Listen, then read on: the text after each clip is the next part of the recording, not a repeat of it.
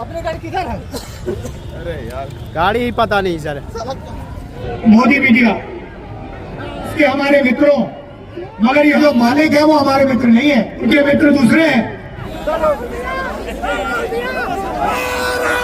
ये देश की पूंजी है।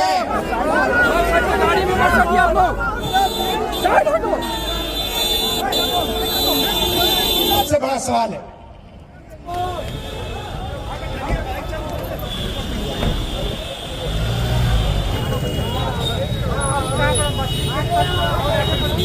कौन है जी?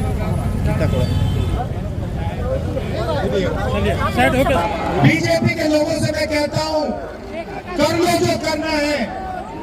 अदानी का नाम एचईसी पे नहीं लगेगा, हम नहीं लगने देंगे। गुलाम मीर साहब, राजेश ठाकुर, फुरकान अंसारी जी, गीता कोडा जी, भुवनेश्वर मेहता जी, जनार्दन प्रसाद जी,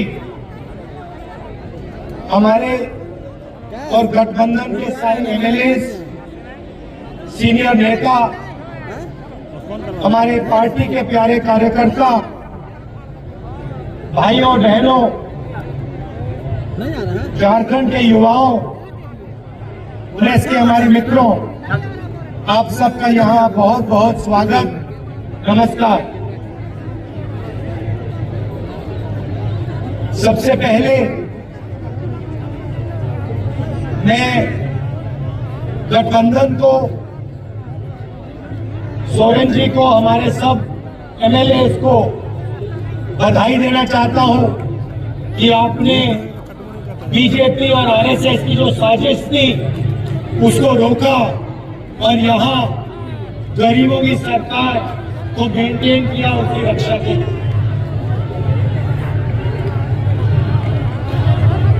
कुछ दिनों से हमारी यात्रा झारखंड में चल रही है। पिछले साल हमने भारत छोड़ो यात्रा की, कन्याकुमारी से हम कश्मीर चले, 4000 किलोमीटर, लाखों लोग एक साथ भारत छोड़ो यात्रा में चले।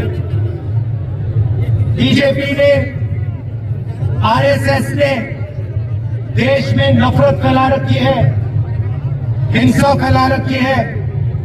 इसके खिलाफ भारत छोड़ो यात्रा में हम सब मिलकर, लाखों लोग मिलकर चले और देश को हमने एक नया रास्ता दिया, एक नया रास्ता दिखाया और यात्रा बहुत सफल हुई। यात्रा में काफी लोग हमारे पास आए, झारखंड से आए, उड़ीसा से आए, बाकी प्रदेशों से आए। उन्होंने कहा, देखिए आपने भारत छोड़ो यात्रा की, कन्याकुमारी से आप कश्मीर चले, मगर झारखंड का क्या होगा, उड़ीसा का क्या होगा, बंगाल का क्या होगा? इधर तो आपने यात्रा नहीं की। आपको दूसरी यात्रा करनी चाहिए, मणिपुर से महाराष्ट्र एक और भारत छोड़ो यात्रा करनी चाहिए। और ये हजारों लोगों ने हमसे कहा, इसीलिए आज मैं आपके सामने खड़ा हूं। मणिपुर से महाराष्ट्र दूसरी भारत छोड़ो न्याय यात्रा हम कर रहे हैं। और आपने देखा झारखंड में कितने जोश से, कितनी शक्ति, कितनी ऊर्जा झारखंड की आम जनता ने हमारी यात्रा में डाली। तो आपका मैं दिल से धन्यवाद करना चाहता हूं।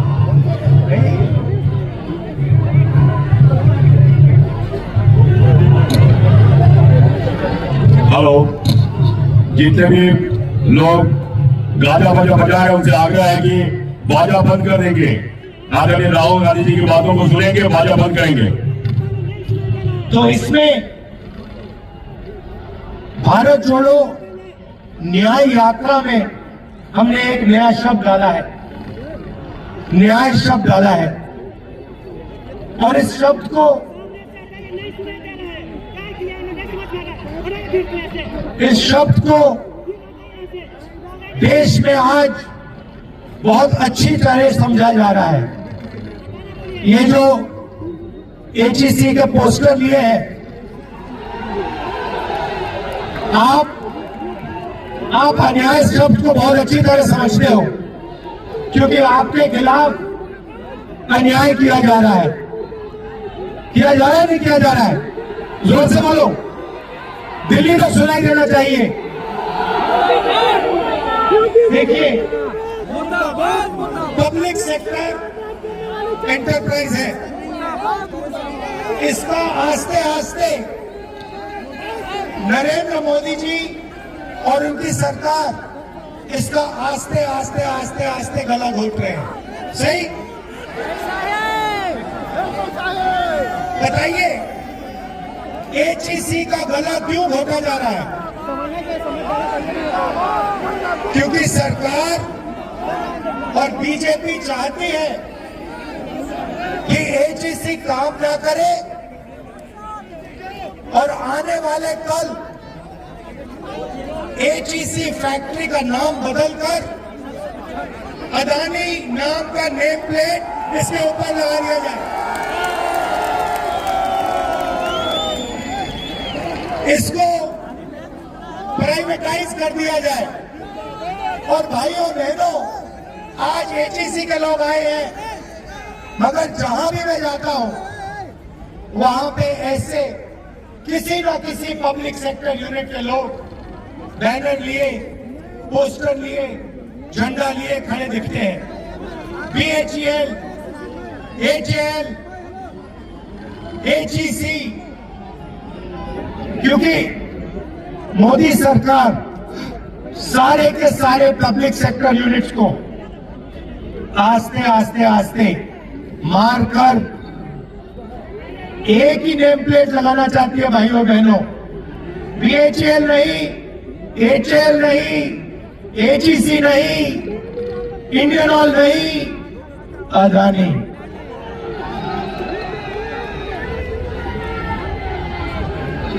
और यहां जो काम करते हैं, जिन्होंने सालों के लिए अपना खून, अपना पसीना दिया है, उन सबको ये बेरोजगार बनाना चाहते हैं। और मैं इस देश से आपको बता दूंगा, और ये याद रखिए एचईसी वाले लोग, कांग्रेस पार्टी ये नहीं होने देगी।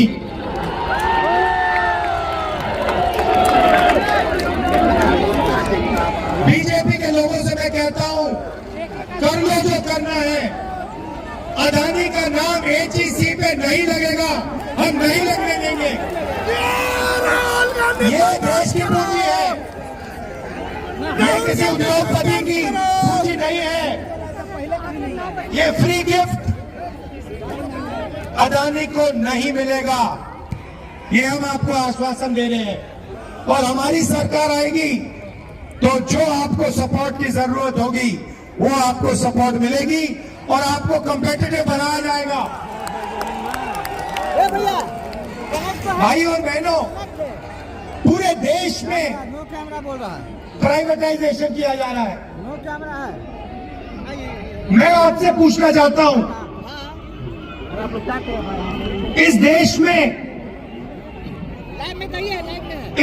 में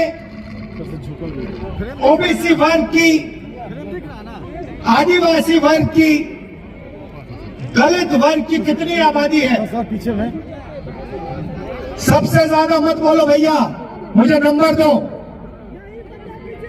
मुझे नंबर दो। कितने प्रतिशत आदिवासी, दलित और पिछड़े लोग हैं इस देश में? नंबर दो।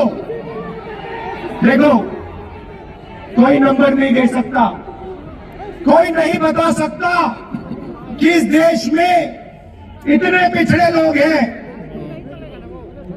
भाइयों और बहनों, बात आप समझिए,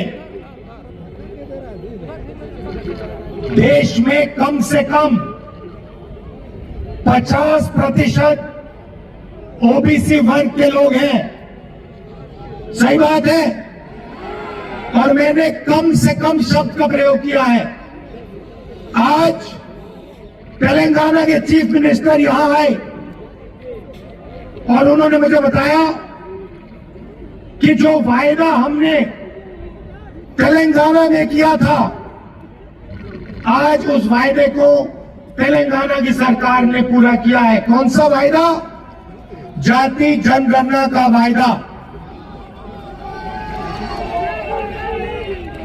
तेलंगाना में कुछ ही महीनों में पिछड़े वर्ग के लोगों को, आदिवासियों को, दलितों को, जनरल कास्ट के लोगों को, माइनॉरिटी को, सबको पता लग जाएगा कि किसकी कितनी आबादी है।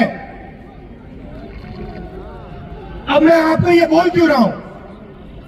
क्योंकि ये जो HEC के लोगों को तंग किया जा रहा है, ये पिछड़े वर्ग के लोग हैं, ये आदिवासी हैं, ये दलित हैं, और इनको रोजगार से हटाया जा रहा है और इस HEC को प्राइवेटाइज किया जा रहा है। प्राइवेटाइजेशन का मतलब समझिए। प्राइवेटाइजेशन का मतलब OBC को, दलित को, आदिवासी को और गरीब जनरल कास्ट के व्यक्ति को बेरोजगार बनाने का काम है। यह प्राइवेटाइजेशन नहीं है।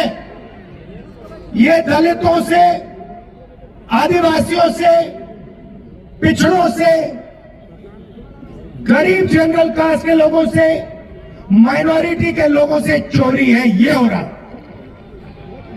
आप देखिए, किसी दिन आप अदानी जी की कंपनी की लिस्ट निकालिए,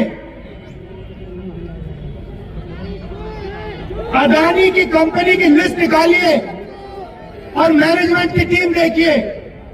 अदानी की कंपनी में आपको एक पिछड़ा नहीं मिलेगा, एक दलित नहीं मिलेगा, एक आदिवासी नहीं मिलेगा, एक गरीब जनरल कास्ट का व्यक्ति नहीं मिलेगा। और इसको, इस एक व्यक्ति को देश की पूरी पूंजी पकड़ाई जा रही है। सेना करती है।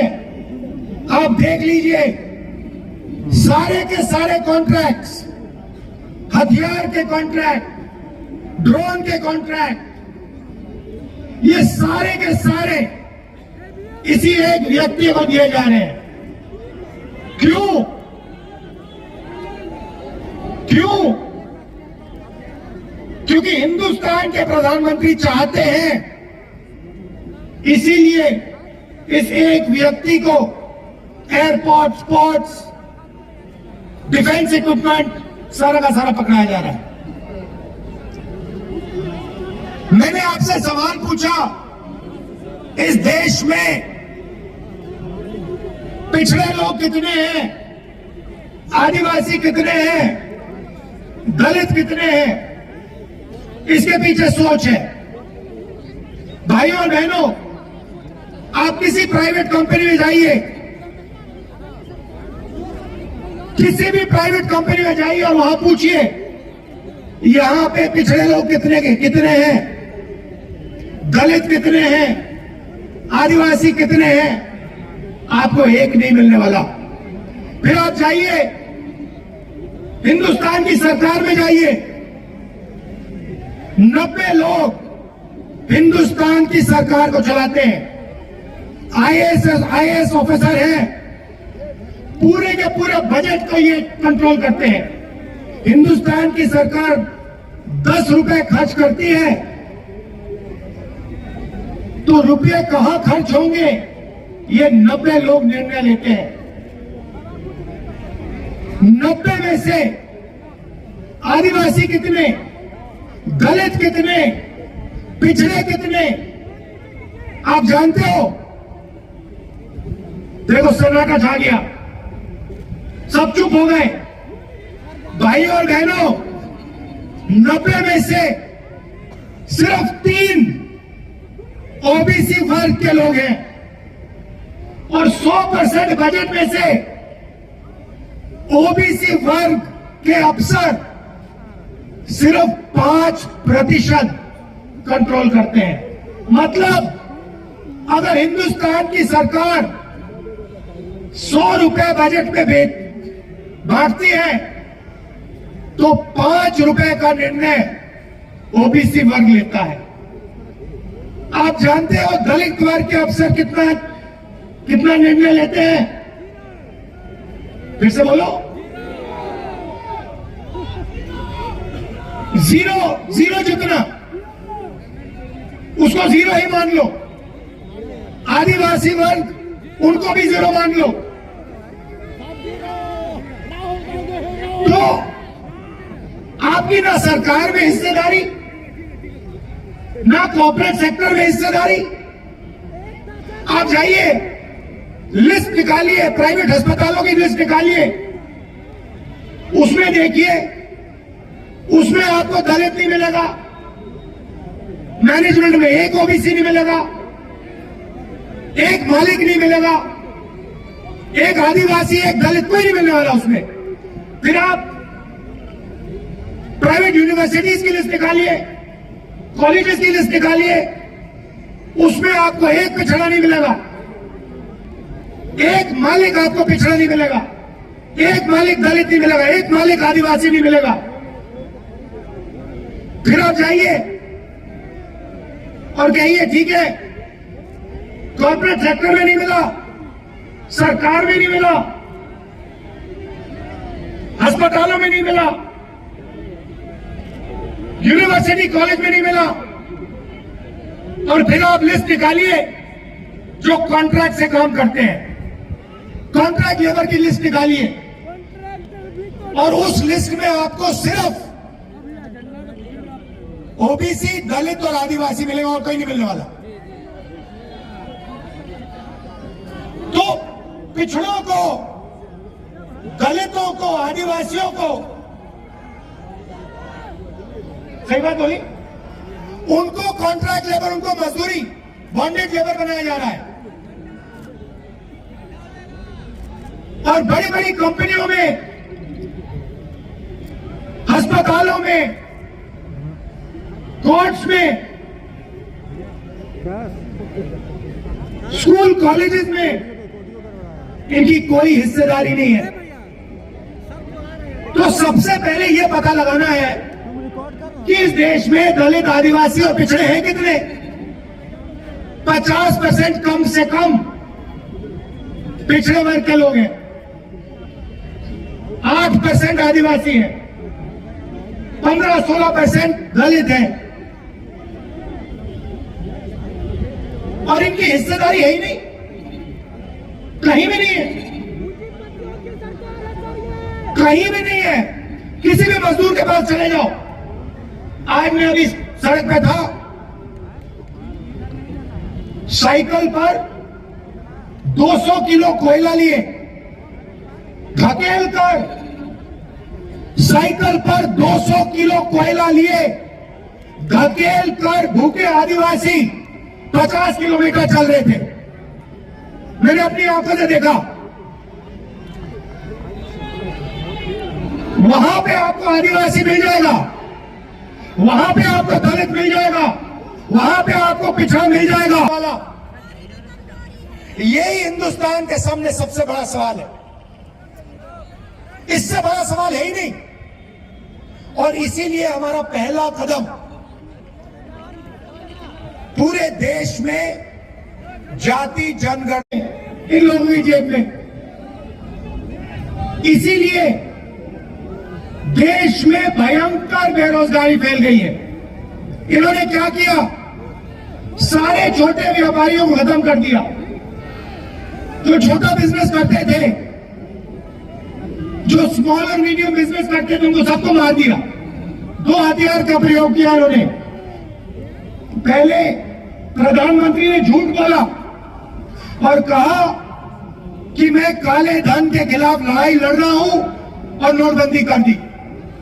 नोटबंदी ने हिंदुस्तान के सब छोटे बिजनेस वालों को खत्म कर दिया, उड़ा दिया। ये अदानी जी के लिए काम किया। उसके बाद जीएसटी लागू कर दी। नतीजा हुआ कि आज हिंदुस्तान का युवा रोजगार पा ही नहीं सकता। जितना भी ढूंढना है ढूंढ लो। मैं झारखंड के युवाओं से कह रहा हूं, देश के बाकी युवाओं से कह रहा हूं, जितना आपको ढूंढना है ढूंढो।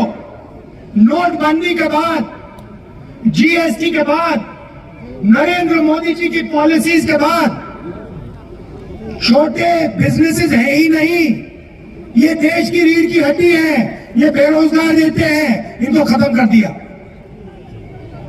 तो जब तक दिल्ली की सरकार नहीं बदलेगी तब तक इस देश में युवाओं को रोजगार नहीं मिल सकता। सीधी बात है।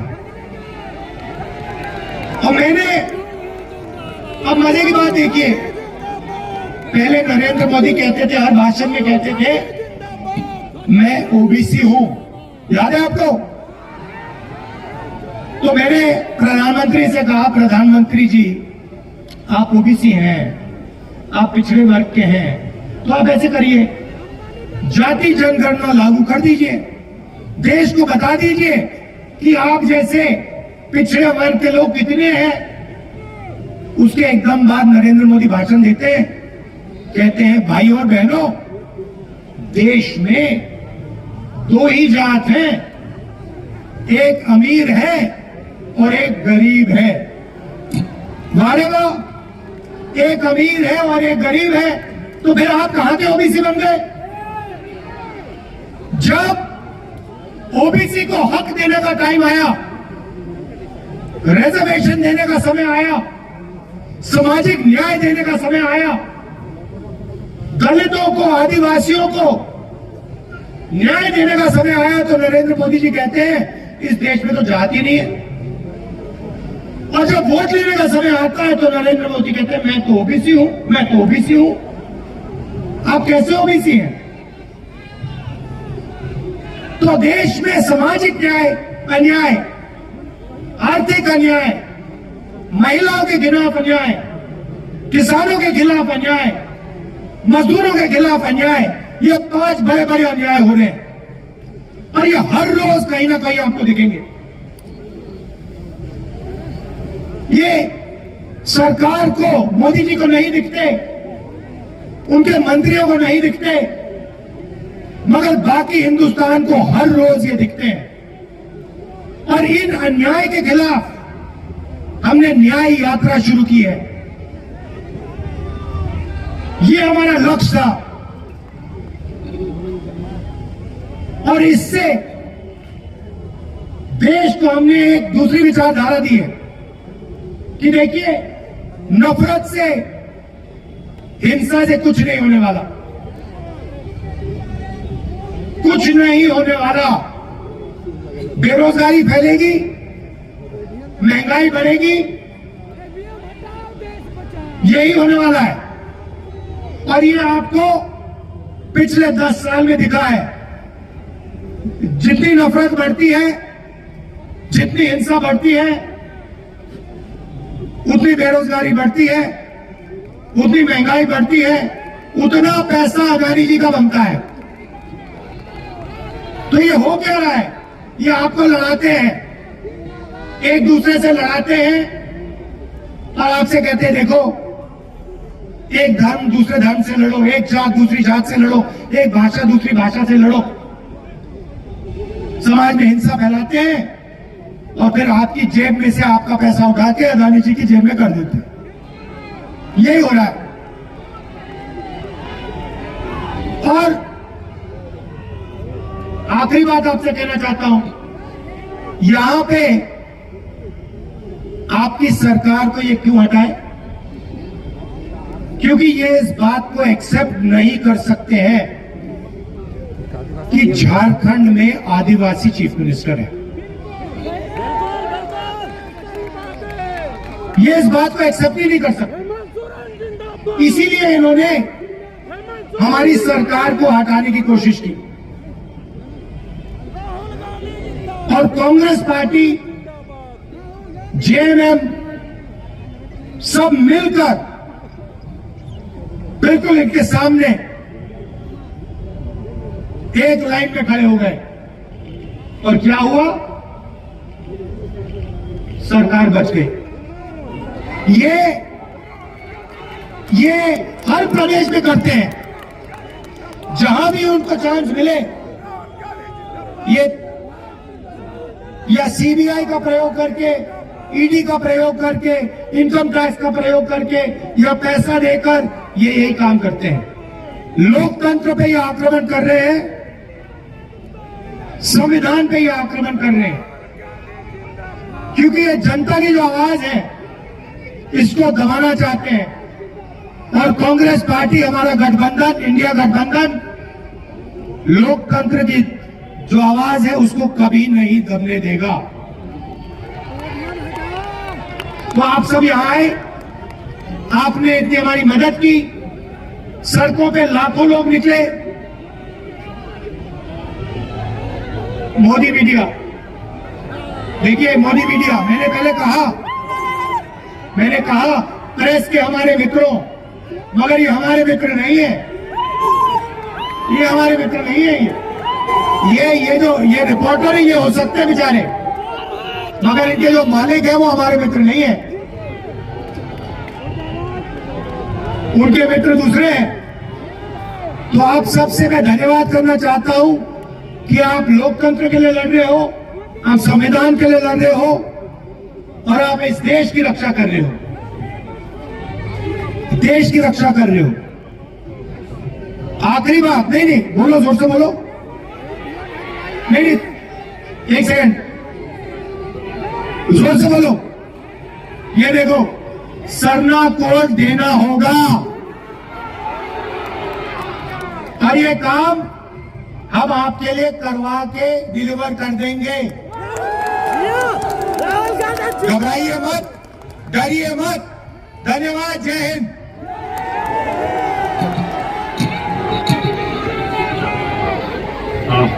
मैं सभी माननीय विधायकों से आग्रह करता हूं कि मंच के नीचे चले आएंगे।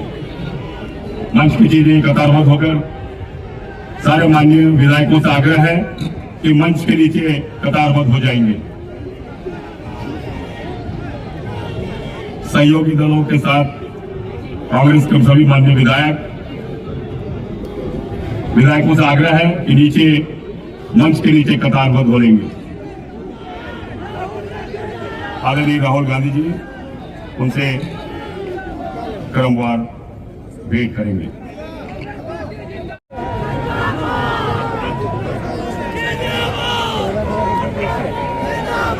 राहुल गांधी, राहुल गांधी जिंदाबाद।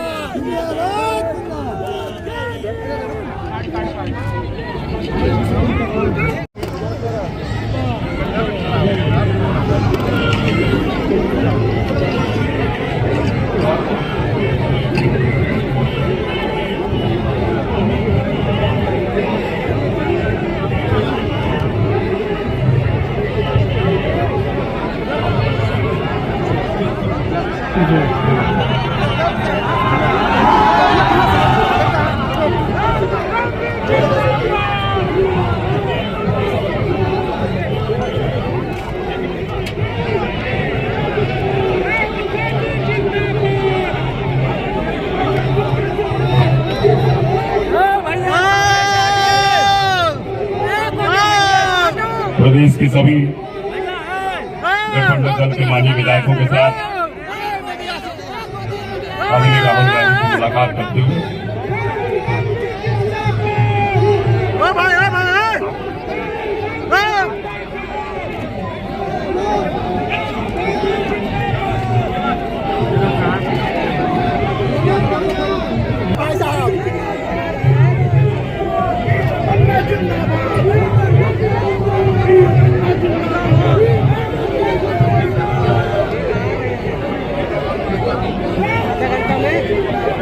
में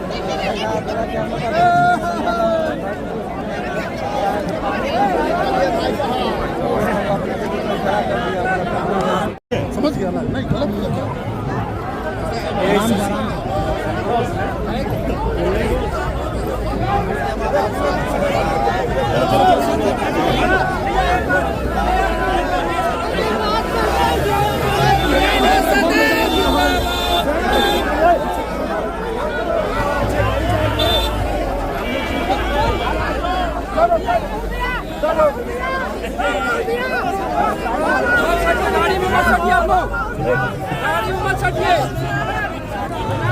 गाड़ी में मत सटिए, साइड हटो, साइड हटो।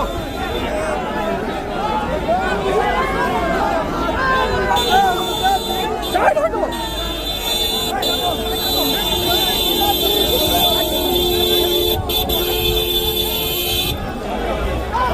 चल चल चल चल।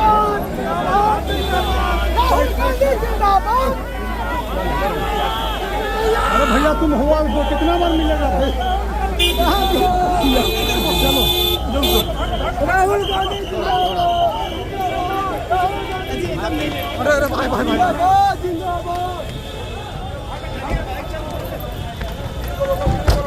चल चल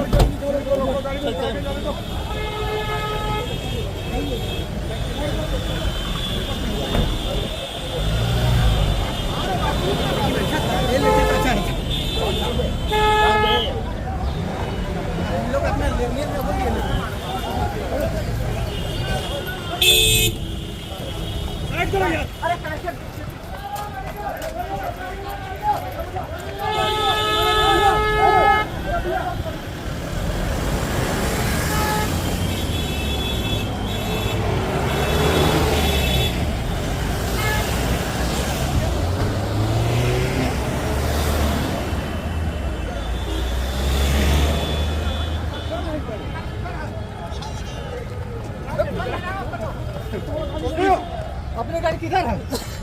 अरे यार गाड़ी ही पता नहीं सर।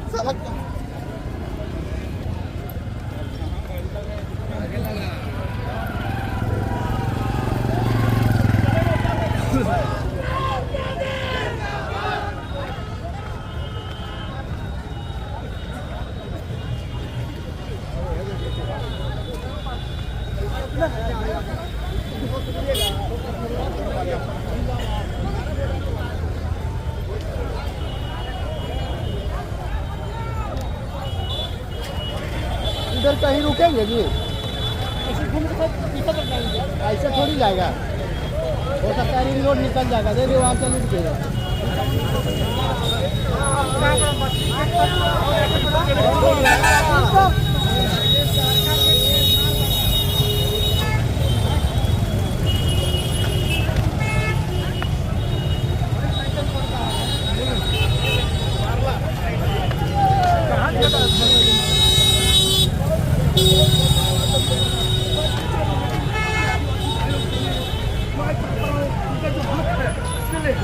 एक बाप के दो बेटे होते हैं, एक बेटा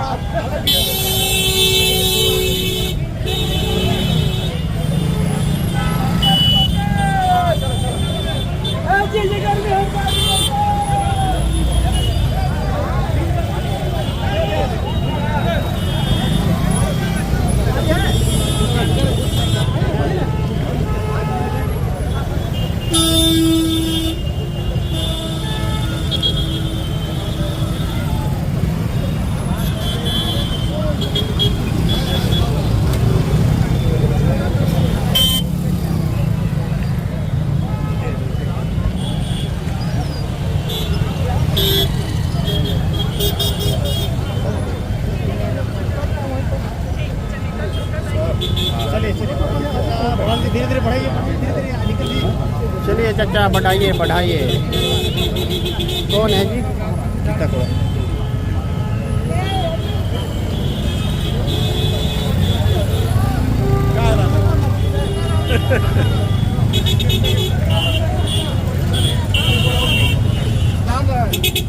लेकर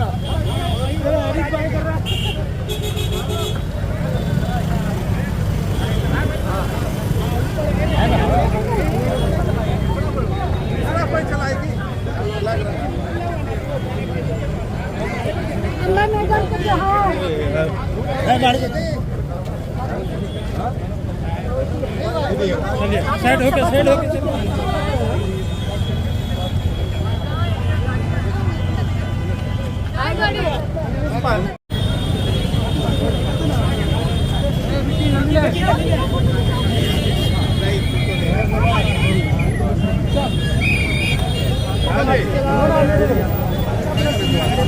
है।